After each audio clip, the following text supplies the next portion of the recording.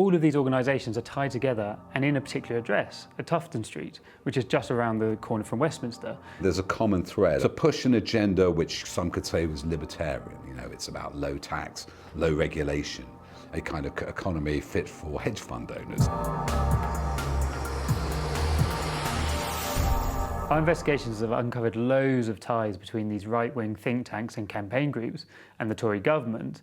There's been loads of stories in the press recently, particularly about the Institute for Economic Affairs, and their chief exec, Mark Littlewood, was caught undercover saying some things that were pretty uncomfortable in terms of offering cash for access.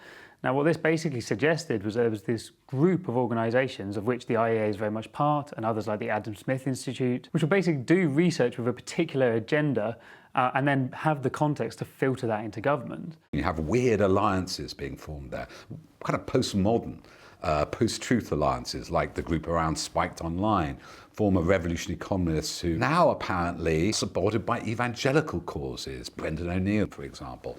A strange mixture of, I suppose, old left, old Stalinist left, I don't know, and the new right. There is a strong ideology, and there is definitely an anti-democratic tendency.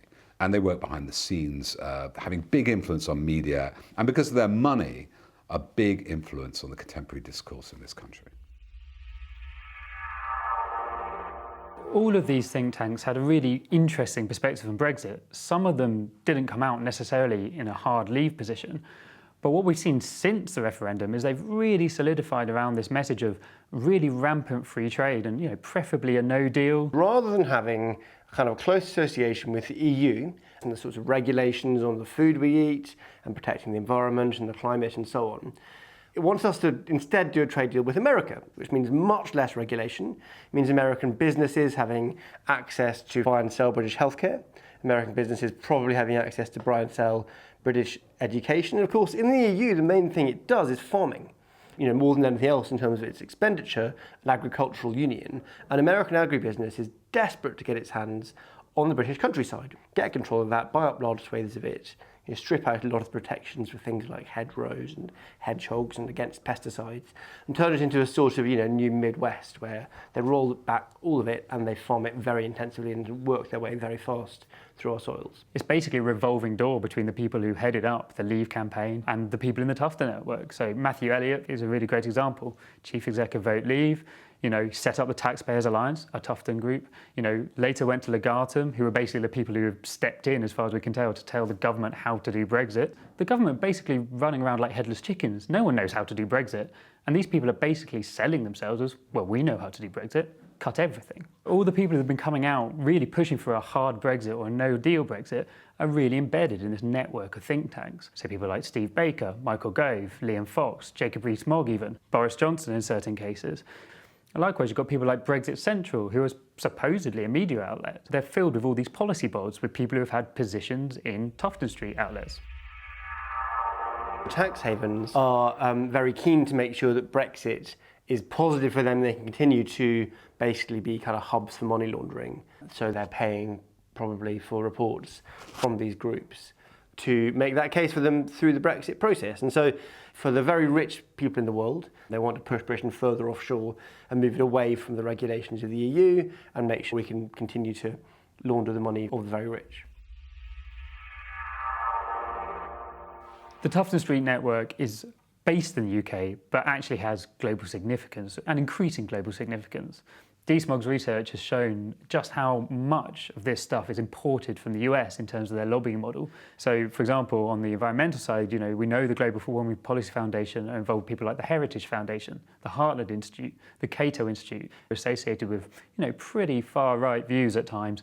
Again, the exact same agenda of just cutting red tape, which of course benefits big business interests over societies and communities. What we have in Britain is campaign limits and spending limits on what people can spend on campaigns during elections and things like that. With Tufton Street, it's the bridgehead for a new form of politics where basically you can spend illimitable amounts on campaign funding, you can buy politicians, you can buy campaigns. It's hidden under charitable status, it's hidden under think tank status. But these are like super PACs.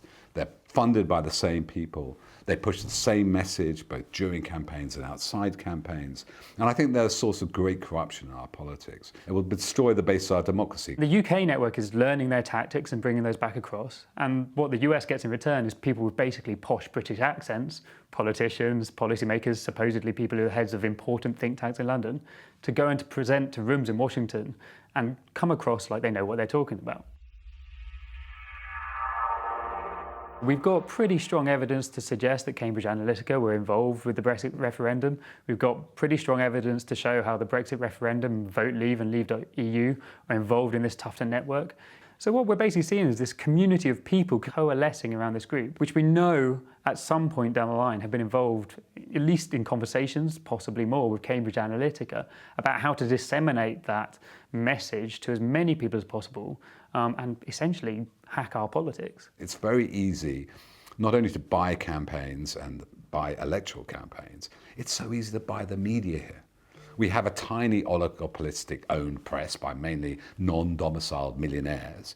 And all you have to do is very easy, as we'll see with organisations like the Young Britain's Foundation, to insert yourself in strategic positions in the media.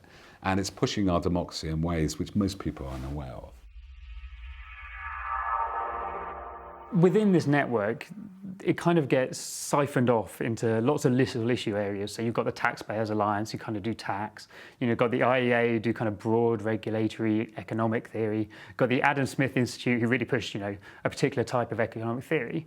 And then you've got the Global Warming Policy Foundation, who are kept there for whenever you need someone to suggest, climate change maybe isn't that bad, or environmental regulation might be really bad for the economy. Now, they've been around for a really long time and have been discredited for years and years and years.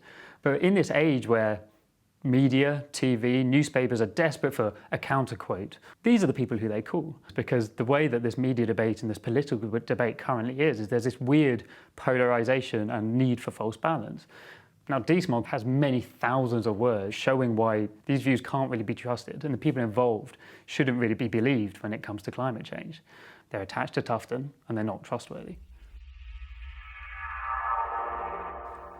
The good thing is that these stories are now starting to come out. These things are starting to be revealed, and the independent media is really leading the way on that. DeSmog does a lot of this work, so do others.